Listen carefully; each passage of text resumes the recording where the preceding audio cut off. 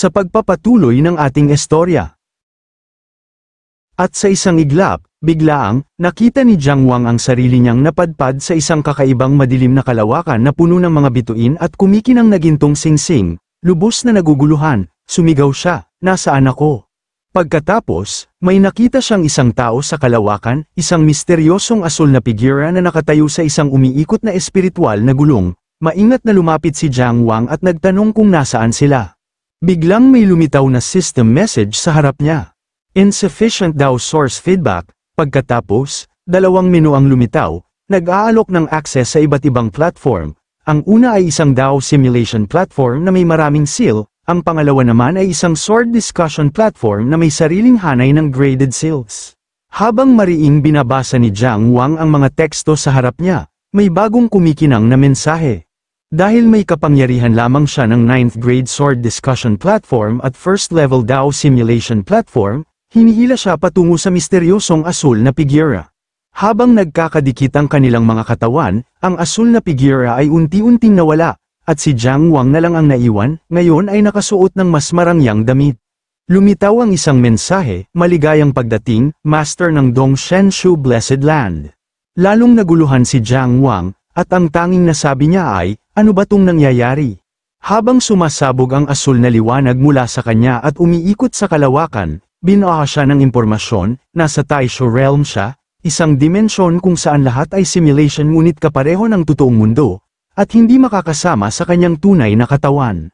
Ang DAO simulation platform ay para sa pagsasanay ng mga teknik, samantalang ang sword discussion platform ay para sa pakikipag-spar, parehong nangangailangan ng merit, isang currency na nakukuha sa laban o nagagawa ng mga blessed lands.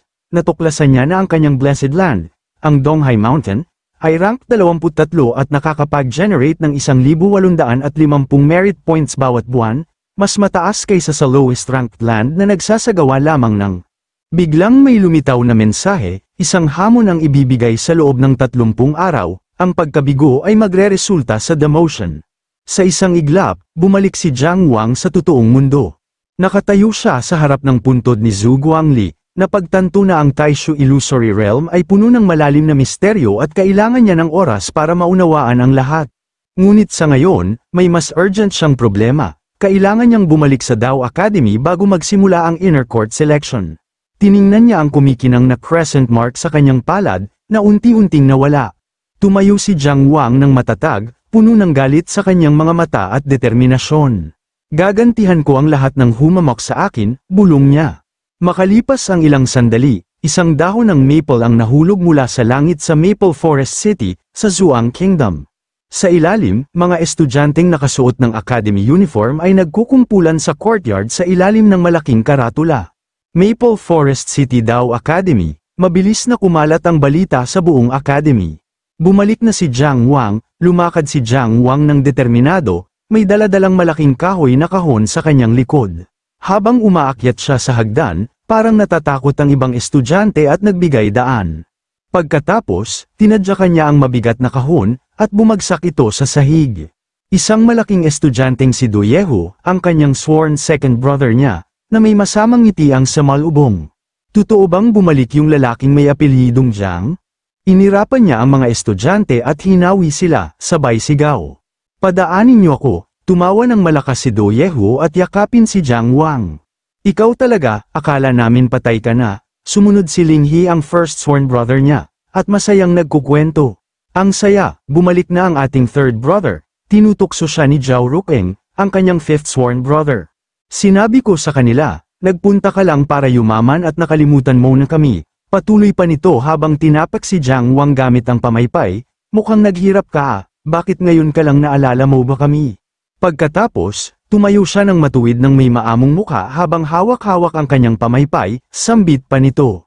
"Mahal kong third brother." Sa sandaling yun, masayang napapaligiran si Jiang Wang ng 3 lalaki na kanyang mga sworn brothers. Hinayla siya ni Duyehu, "Tara, inom tayo buong gabi, kung ayaw mong uminom, hindi talaga kita papatulugin ngayong gabi." Pero napailing si Zhao Rukeng, "Baliw, ginagamit mo lang pagbalik ni third brother para makainom." Malakas na tumawa si Duyehu, wika pa nito, "Hoy, Rukeng, wala kang respeto sa nakakatanda, masaya lang ako para sa ating third brother." Nanlaki ang mata ni Xiao Ruqing, alam ng lahat na puno ng wine jars ang kama mo. Napansin ni Ling Hai ang seryosong mukha ni Jiang Wang. Anong nangyari? Bakit ang seryoso mo? Parang may mabigat kang dala. Tumingin si Du Yeho sa kinatatayuan niya. Anong tinitingnan mo? At doon, nakatitig si Jiang Wang sa isang grupo ng estudyante. Isang lalaki ang lumingon sa kanya, nanginginig ang boses, third brother. Ang huli sa magkakapatid sa panunumpa, si Fang Pingju, ay humakbang pasulong at nagtanong kung bakit umalis si Jiang Wang nang walang paabi, at sinabing lahat sila ay nabahala ng husto. Tumugon si Jiang Wang ng isang malamig na tingin, na sinabing 57 na araw siyang nawala, at sa panahong yon, araw-araw niya silang naalala. Pagkatapos, diretso niyang tinanong kung tunay nga bang ninanais niya ang kanyang pagbabalik. Sinubukan ni Fang Pingju na palambutin ang sitwasyon, na sinabing dapat may hindi pagkakaunawaan at na siya ay labis na nabahala matapos ang insidente kay Jiang Wang kaya pinahanap niya ito sa lahat ng dako. Nagreklamo si Zhu Yeho na tila si Pingju lang ang inaalala ni Jiang Wang, ngunit mapanuyang pabalang ni Jiang Wang na siyempre, hindi niya makakalimutan ang kanyang mga kapatid sa panunumpa. Paano sila makakapagpahinga ng maayos kung hindi nila siya natagpuan? Isang batang estudyante, ang huling miyembro ng kanilang magkakapatid sa panunumpa, ay sumubok na paghiwalayin sila, na nagsasabing dapat silang lumayo at mag-usap. Samantala, ang ilan sa mga estudyante sa paligid ay nagbubulungan, may nagsabing ang mga salita ni Senior Brother Jiang ay tila may nakatagong kahulugan, habang isa pa ay nagwalang bahala, na iginiit na si Senior Brother Fang ay matuwid at hindi gagawa ng anumang masama. Sa sandaling yun, sinubukan ni Ling He na paupay ng tensyon, na sinabi kay Jiang Wang na maaari silang umupo at pag-usapan ang lahat. Sinabi niya na kung siya ay naapi, tatayo sila sa kanyang tabi, kahit paabutin ito sa County Daoans Teacher o National Dao Institute, nagpaalala siya ng pag-iingat, na may posibilidad na may naghahasik ng away sa pagitan nila. Lumapit si Jian Wang at ipinatong niya ang kamay sa kahon, na sinabing alam niyang nag-aalala ang kanyang panganay na kapatid. Sinabi niyang pinahahalagahan din niya ang kanilang pagkakapatiran, ngunit dagdag niya, nakakalungkot lang na may mga taong magtataksil sa kanilang kapatiran para sa sariling kapakanan. Kumunat ang mga mata ni Fang Pingju habang binabalaan niya si Jiang Wang na huwag magparatang ng walang ebidensya. Sa isang galit na ungol, idineklara ni Jiang Wang, ito ang patunay, at mabilis niyang binasag ang kahoy na kahon. Tinanong ni Du Yeho kung ano ito, at kinilala ni Fang Pingju ang lalaki mula sa kahon na gamulong sa lupa. Ito si Fang Dekai, isang utusan ng pamilyang Fang, nakagapos, at umiiyak sa takot habang ito'y nakahandusay sa sahig. Direktang kinonfronte ni Jiang Wang si Fang Pingju, naalala niya ang araw na dinalhan siya ni Fang Deki ng imbitasyon para ipagdiwang ang kanyang mga nagawa at pagtanggap ng Meridian Opening Pill. Ikinwento niya na wala si Fang Pingju nang dumating siya. Ngunit pinilit siyang tikman ang alak na ipinadala nito. Yun ding alak, pagbubunyag ni Jiang Wang, ay may lason. Biglang kumislap ang espada ni Fang Pingju, at sa susunod na sandali, ito ay nakabaon na sa likod ni Fang Dekai. Sumigaw siya, hayop ka, at inakusahan ang kanyang utusan ng pakikipagsabuatan sa mga bandido, pagpekye ng mga liham, at pananakit sa kanyang pangatlong kapatid. Habang bumagsak ang katawan ng utusan, iginiit ni Fang Pingju na ang taksil na alipin ay nagsinungaling upang pag-awayin sila, ngunit hindi ito pinaniwalaan ni Jiang Wang. Sinabi niyang alam niyang papatayin ni Fang Pingju ang utusan, ngunit hindi na ito mahalaga dahil nakakuha na siya ng buong nakalakip na pag-amin mula rito. Agad itong itinanggi ni Fang Pingju, na tinawag na peke ang pag-amin, yumuko ng bahagya si Jiang Wang nang may seryosong ekspresyon at idineklara na ang kanyang galit ay matatapos lamang sa kamatayan. Hinawakan ni Fang Pingju ang kanyang sariling espada at nagtanong kung talagang kailangang umabot sa ganito ang kanilang pagkakapatiran habang nanginginig ang kanyang katawan sa galit. Dramatikong iniabot niya ang espada kay Jiang Wang, na nagsasabing kahit utusan ang gumawa nito, bilang pangulo ng pamilya, siya ang may pananagutan. Nagmakaawa siya ng may luha kay Jiang Wang na patayin siya para mapawi ang galit nito, at sinabing hindi siya magdaramdam. Sumigaw ang mga estudyanteng nakamasid, na nagsasabing hindi niya dapat gawin yun.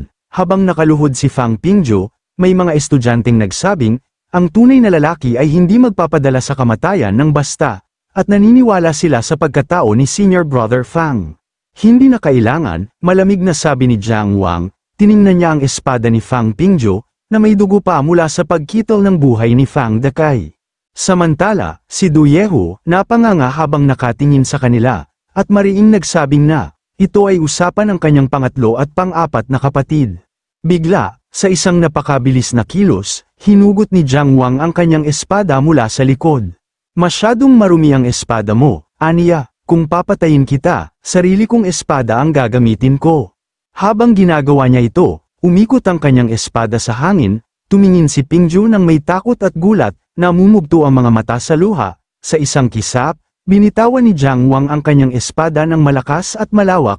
Lahat ng kanyang mga tinawag na magkakapatid sa panunumpa, sina Du Yehu, Zhao Ruqing, at Ling Yi, ay nakatitig ng hindi makapaniwala. Namumugto ang mga mata sa pagkabigla, habang kumakalat sa hangin ang salitang, "Mamatay ka." Ibinuhos ni Jiang Wang ang kanyang galit.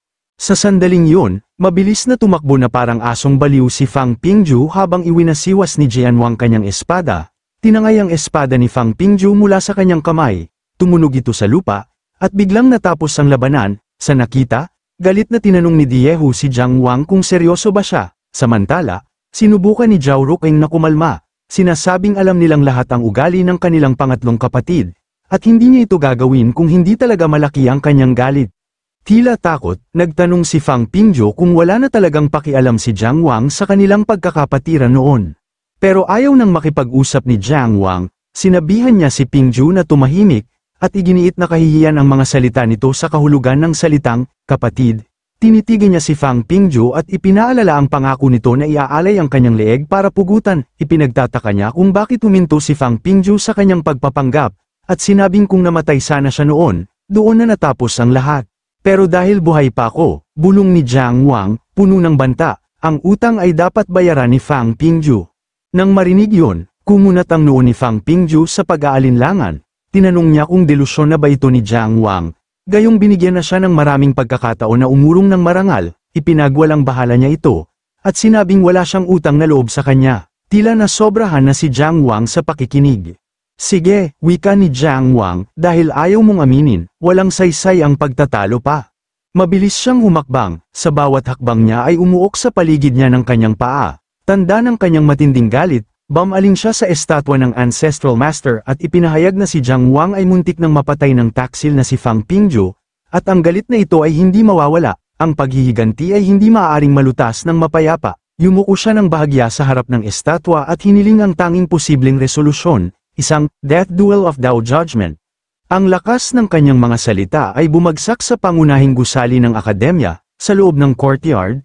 Tahimik ang mga estudyante habang pinapanood ang pagtatalo ni Fang Pingju at Jiang Wang. Mahigpit na hinawakan ni Jiang Wang ang kanyang espada habang nakayuko ng bahagya at ipinaalala kay Fang Pingju na, ayon sa batas ng Maplewood Institute, hindi niya ito maaaring tanggihan.